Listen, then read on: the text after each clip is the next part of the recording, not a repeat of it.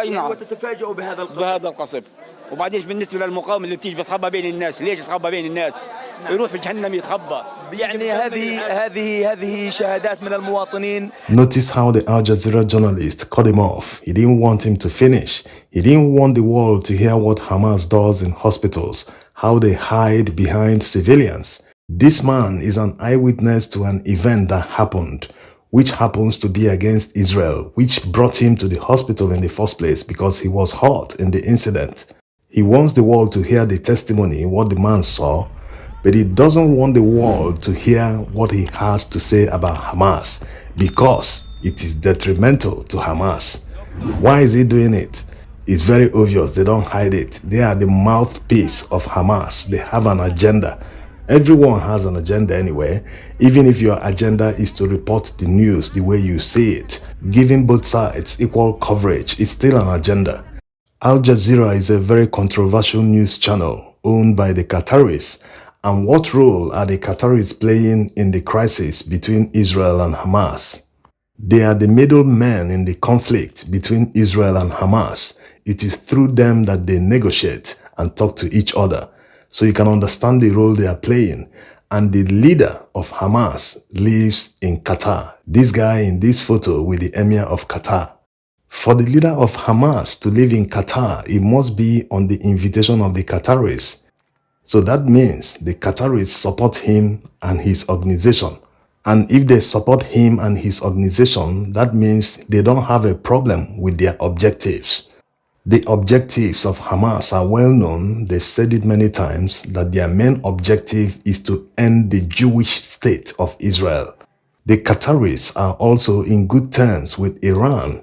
In fact, the improvement of relations with Iran put them in trouble in 2017 when the Arab League suspended them. Of course, the Arab League consists of many Arab countries: Saudi Arabia, Egypt, UAE, Jordan, Kuwait, all the Arab countries. After Qatar was suspended by the Arab League, they were blockaded.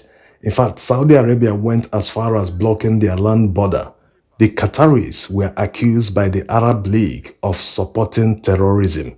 During the heat of the blockade, the Qataris were given conditions to lift the blockade. One major condition they were given was the shutdown of Al Jazeera. Yes, that's to show you how controversial the news channel is. They were once blocked in the United States. Anyway, they resolved the issues with the Arab League in 2021.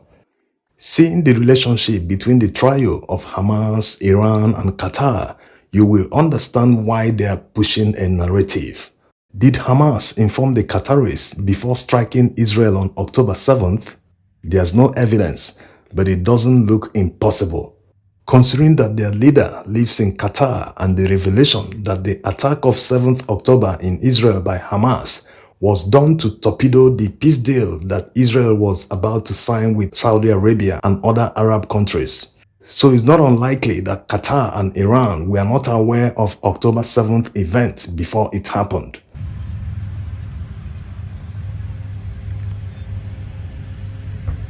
Many people think that their narrative is widespread in Arab countries, but the reverse is the case. There are many Arabs that are condemning and criticizing Hamas. They don't like their modus operandi. They don't like their tactics because it's not working. Forget the fact that maybe Hamas might be winning the info wars more than Israel, but the truth remains that the narrative is not hitting hard as people think. There are many Arabs who openly criticize Hamas in Egypt, Saudi Arabia, Kuwait, many countries. But it might not be widespread because they speak Arabic. What Hamas is doing is endangering the lives of Palestinians living in Gaza. Many Arab journalists have said this. It's just like someone who met Mike Tyson along the way and he dares to hit him. Is the person expecting not to be hit back? Hamas can't simply attack Israel and expect them not to retaliate. Many people have been calling for a ceasefire because they feel the retaliation has become disproportionate. But Israel doesn't want it to stop for the meantime because they don't want them to have the ability to repeat what happened on October 7th in the future. Another way the people calling for a ceasefire can get Israel to accept is to call on Hamas to release all hostages. Israel wouldn't see the ground to stand on to refuse a ceasefire if all hostages are released, because right now it is obvious that the main reason why they are in Gaza is to find the hostages. After finding the hostages, they can now decide to destroy other Hamas infrastructure. So they should first of all call on Hamas to release all hostages. You can't be holding Israelis hostage and expect them to stop looking for them. Let's hear some of the Arab journalists condemning Hamas.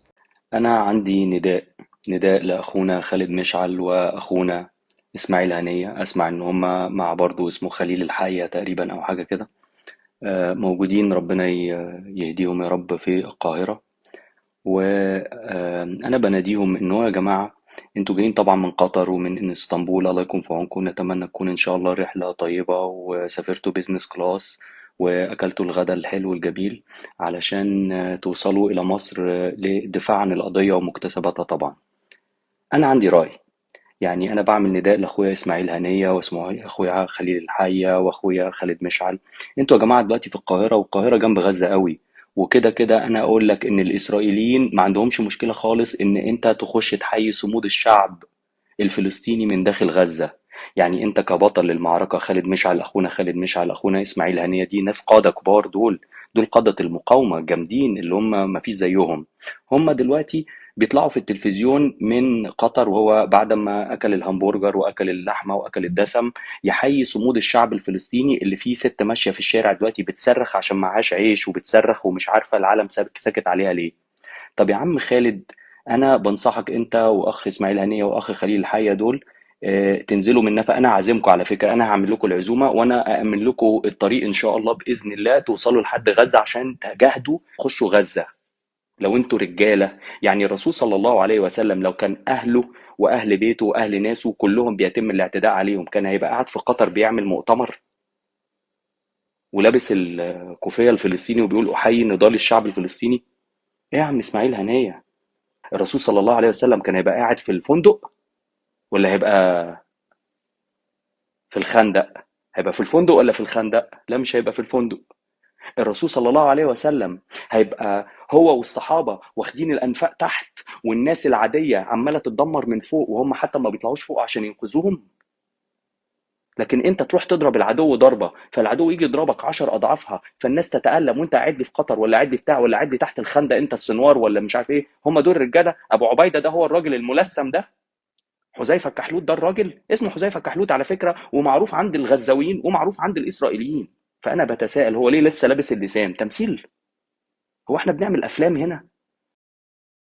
هو قال ايه فيما يخص السؤال حول عدم وجود ملاجئ عملتها حماس في غزة في 16 سنة من الحكم؟ هذه الأنفاق من أجل أن نحمي أنفسنا من الطائرات، نحمي مقاتلين من الأنفاق. أما القطاع غزة فأنت تعلم والجميع يعلم بأنه 75% منه لاجئين، واللاجئين هو مسؤولية الأمم المتحدة في حمايتهم، مسؤولية الاحتلال في أن يقدم كل تبعا لاتفاقية جنيف الدولية أن يقدم لهم كل الخدمات وهم تحت الاحتلال. هذه تصريحات أقرب ما تكون إلى الوقاحة وأبعد ما تكون عن المسؤولية وأشد ما تبدو ندالة. آدي قيادات حماس تتحدث للشعب الفلسطيني بوضوح وبتقول له أنت مش مسؤوليتي. فالقيادة الحمساوية طلعت تقول أنت يا شعب الفلسطيني شعب الأمم المتحدة مش شعب أنا. يعني حد يعني يوصف الإجابة دي تحت إيه؟ يعني غير فعلا الوقاحة والندالة. اللي بيزعلوا قوي من النقد حماس، أصل حماس بتحارب، أو حماس هي اللي بتقول أهو مش حد تاني إن الشعب الفلسطيني مش مهمتي.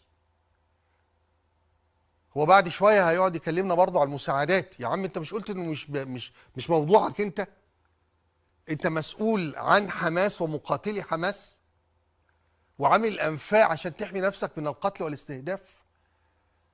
طيب طب والاطفال الفلسطينيين اللي مستهدفين من العدوان الاسرائيلي، لا يشوفوا الامم المتحده تحميهم. انا كمان هو فاضلهم اعمل لهم ملاجئ؟ انا عامل الانفاق دي ليا انا. طبعا هو بيقول كل الكلام ده قاعد في قطر. يعني المهمه الاولى لاي حكومه في العالم هي حمايه شعبها، ارواح شعبها وحدود شعبها، ارضها. ده رقم واحد، ما فيش يعني ملوش قبل، هو ده رقم واحد، حمايه شعبها. فانت بتقول انا حركه ومقاومه وماليش دعوه بحمايه الشعب، خلاص يا سيدي.